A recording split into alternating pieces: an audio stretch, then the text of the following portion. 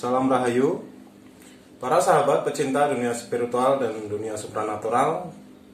Kembali kali ini saya akan membagikan pengetahuan saya tentang meditasi. Dan ini adalah video ketiga yang merupakan lanjutan dari dua video sebelumnya. Pada video pertama saya menyampaikan hal-hal apa saja yang menghambat Anda masuk ke fase meditasi, dan di video kedua saya memberikan 3 poin, yaitu bernafas, tersenyum, dan menjadi pengamat. Nah, di video ini saya akan mengupas lebih jauh, mengulik lebih dalam tentang apa itu menjadi pengamat.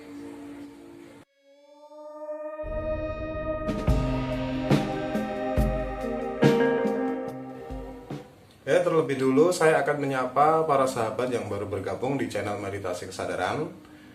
Kalau Anda adalah seorang penggemar atau pecinta dunia supranatural dan dunia spiritual, Anda berada di zona yang tepat, karena di sini akan diberikan konten-konten yang menarik dari dunia spiritual maupun dunia supranatural. Oleh karena itu, jangan ragu untuk klik tombol subscribe dan bunyikan loncengnya supaya selalu pertama kali mendapatkan update dari Meditasi Kesadaran. Sahabat supra sekalian, perkenankan saya menceritakan lebih dulu pengalaman pertama saya mengenal meditasi, karena saya pikir itu ada hubungannya dengan pembahasan kita dan merupakan basic sekali dari meditasi. Jadi saya pertama kali diperkenalkan dengan meditasi itu pada saat saya masih duduk di bangku kelas 1 atau kelas 2 SMP. Saya tidak begitu ingat karena sudah sangat lama sekali. Waktu saya masih ikut organisasi Putra Altar di sebuah gereja di daerah Solo. Jadi satu saat itu ada event ya, untuk namanya retreat. Retreat itu pendalaman iman secara khusus dan dilakukan selama 3 hari berturut-turut. Waktu itu saya ingat diadakannya di daerah Tawangmangu di Solo, di daerah pegunungan yang cukup dingin menurut saya. Nah, di sana itu kami dikenalkan dengan satu metode berdoa yang out of the box ya, agak berbeda dengan yang biasa kami kenal sebelumnya. Jadi kalau sebelumnya kami itu hanya mengenal berdoa itu dengan membaca doa yang sudah ada di buku rohani, ataupun berdoa itu adalah kita menyampaikan keluh kesah, kita menyampaikan permohonan, kita menyampaikan rasa syukur kita. Setelah selesai kita menyampaikan semuanya, diakhiri amin dan selesai. Itu konsep doa yang kami pahami sebelumnya. Nah, doa yang diajarkan pada waktu retreat tersebut adalah doa hening. Konsepnya adalah bahwasanya doa itu merupakan cara kita berkomunikasi dengan Tuhan, cara kita berbicara dengan Tuhan. Dalam hakikatnya sebuah komunikasi atau sebuah obrolan itu kan tentunya ada yang namanya bicara dan mendengarkan. Artinya misalkan saya ngobrol dengan dengan Anda, ada satu kala saya bicara, Anda mendengarkan, tapi ada pula juga Anda mendengarkan dan saya bicara. Misalnya seperti itu kan. Begitu pula dengan berdoa. Berdoa adalah saya bicara dengan Tuhan, dan saya harus juga memberikan kesempatan pada Tuhan untuk bicara dengan saya. Jadi dalam doa hening itu diajarkan kepada kami seolah-olah kami memberikan kesempatan kepada Tuhan untuk bicara. Dan artinya kami tidak boleh mengeluarkan suara baik dalam pikiran, dalam batin maupun dalam hati ya. Jadi benar-benar kami terdiam. Ini sepertinya absurd banget ya, seolah-olah mengada-ada ya, bagaimana kita bisa mendengarkan suara Tuhan. Tapi it's just a concept gitu loh. Itu hanyalah sebuah konsep yang diperkenalkan kepada kami waktu itu yang masih anak-anak. Jadi belum mengenal konsep yang besar tentang ketuhanan.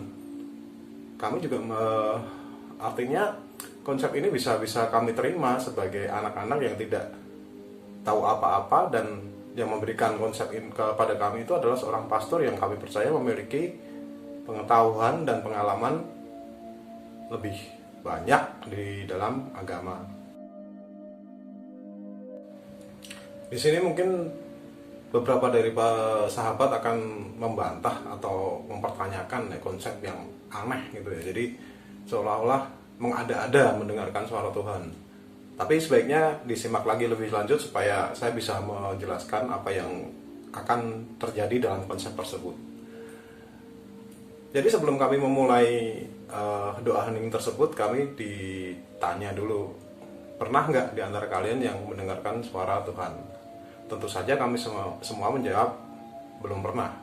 Oke, jadi kalau kamu belum pernah mendengarkan suara Tuhan, artinya apapun suara yang keluar di pikiran kamu, di hati kamu, di batin kamu, itu bukan suara Tuhan. Kalau ada suara yang selain Tuhan, kamu harus mengabaikan dan kembali mencari, berusaha menemukan suara Tuhan. Oke, kalau saya tarik konsep ini ke pemahaman saya sekarang, pemahaman tentang meditasi kesadaran, ini adalah konsep yang tadi saya bilang, ini adalah mengamati pikiran. Ya, jadi kita mencoba memahami apa yang keluar dari pikiran kita.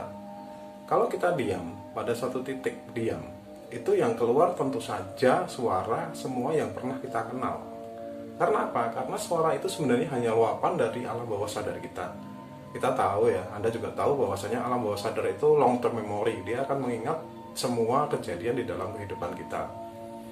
Kalau dalam hipnoterapi orang bisa dipeng dalam untuk mengingat kembali pada waktu dia masih kecil, atau bahkan ada yang bilang bisa mengingat sampai di dalam kandungan bisa mengingat, cuman saya juga belum pernah mempraktikkan itu. Artinya pada saat kita diam, kita tidak beraktivitas, itu yang keluar sebenarnya hanya memori-memori yang terulang keluar dalam pikiran kita, bukan hal yang baru masuk ke dalam diri kita. Nah, disinilah tugas kita untuk menjadi pengamat.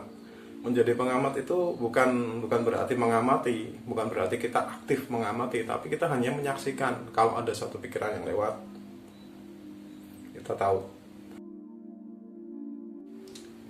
Kembali ke cerita saya tadi di masa anak-anak saya, di masa kecil saya yang masih berusia belasan tahun. Kami dalam pikiran kami sebuah trip waktu itu adalah sebuah liburan ya, karena ke daerah gunung terus beramai-ramai dengan teman-teman. Kami berpikiran bahwasanya kita ke sana itu untuk melakukan suatu kegembiraan, permainan dan segala macamnya.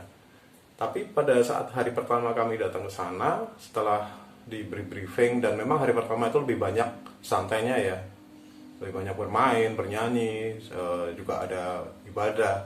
Nah, paginya kami diharuskan bangun jam 4 pagi supaya jam 5 kami bisa masuk ke aula untuk melakukan doa hening. Bisa dibayangkan ya, seorang anak kecil yang pengen berlibur, bersantai, pengennya bangun siang, kemudian dibangunkan pada jam 4 pagi di daerah pegunungan yang sangat dingin. Saya ingat sekali waktu itu, bahkan untuk mandi aja pun saya nggak berani. Hanya bisa cuci muka, cuci kaki. Dan dibawa ke ruangan aula untuk duduk hening. Bisa kebayang ya rasa malasnya seperti apa, rasa ngantuknya seperti apa. Jam 5 pagi, keadaan dingin itu kan enak-enaknya orang tidur ya, apalagi anak kecil. Jadi memang pada hari pertama itu, pada sesi pertama ini memang boleh dibilang kacau ya. Banyak yang ya kelihatannya duduk tahu-tahu ngorok gitu kan, ada juga seperti itu. Jadi ada juga yang duduknya sudah baru sebentar udah geser-geser karena pegel atau kesemutan. Ya memang itu terjadi di hari pertama dan tidak dipaksakan. Jadi memang kalau yang ketiduran ya dibangunin terus disuruh melanjutkan. Kalau yang merasa kakinya kesemutan disuruh berdiri sebentar, melanjutkan lagi sampai mungkin sekitar setengah jam. Selesai itu kita selesai dan ganti sesi yang lainnya.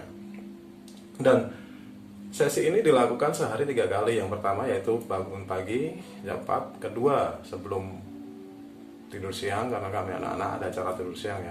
Setelah makan jam 12 santai sebentar, jam 1 kita kembali masuk ke aula. Kemudian yang ketiga itu kalau nggak salah jam 9 atau jam 10 lah. Jam 7 setelah kita makan malam, kita ibadah, habis ibadah masuk ke ruang meditasi ke aula tadi. Jadi 3 waktu yang diberikan pada kami itu benar-benar waktu yang posisi kami itu lelah-lelahnya, capek-capeknya, ngantuk-ngantuknya.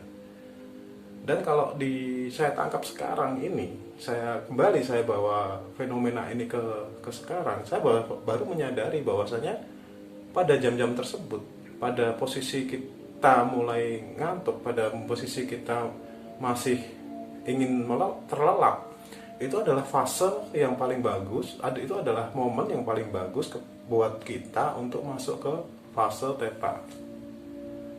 Seperti saya bilang di awal ya, bahwasanya meditasi itu terjadinya di fase alfa dan theta.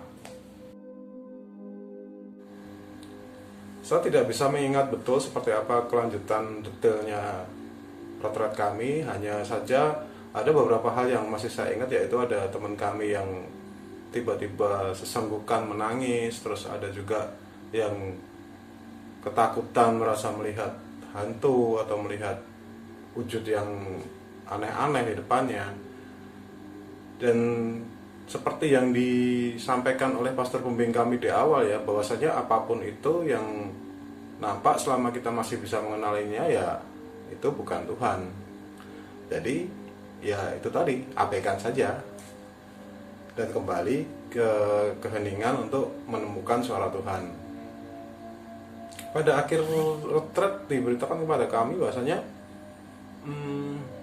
tidak ada satupun sebenarnya yang kita cari pada sesi selama 3 hari tersebut. Yang harus disadari bahwasanya pada saat kita merasa lelah, pada saat kita merasa suntuk, pada saat kita merasa emosi, marah, atau energi-energi negatif lainnya, dan kita melakukan doa hening, itu semua akan hilang. Ini seperti apa yang pernah saya baca dalam suatu buku Buddha ya, bahwasanya ketika Buddha ditanya oleh muridnya, apa yang Buddha dapatkan setelah bertahun-tahun meditasi? Buddha menjawab, tidak ada. Tapi beliau melanjutkan, saya bisa memberikan kepadamu apa yang hilang dari saya selama saya bermeditasi.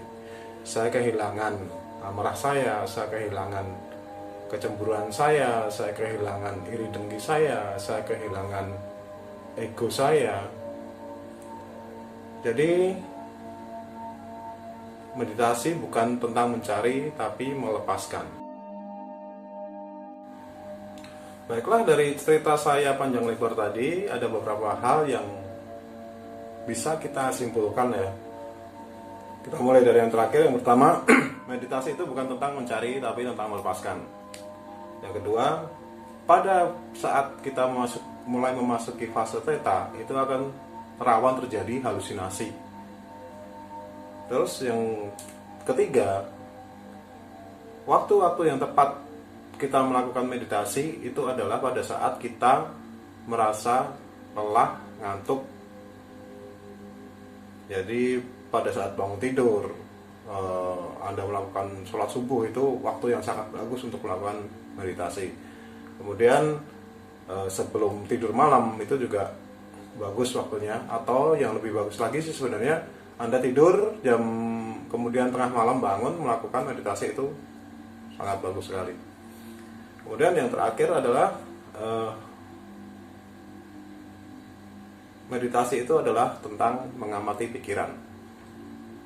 Bagaimana teknik mengamati pikiran tadi saya ceritakan dengan pengalaman saya waktu masih duduk di SMP.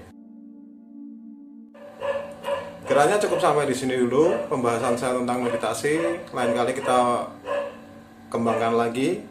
Kalau ada pertanyaan atau mungkin ada yang mau didiskusikan, silahkan sampaikan komen di bawah supaya di video berikutnya bisa saya jelaskan lebih lanjut. Terima kasih sudah mengunjungi channel Meditasi Kesadaran. Saya Master Clay.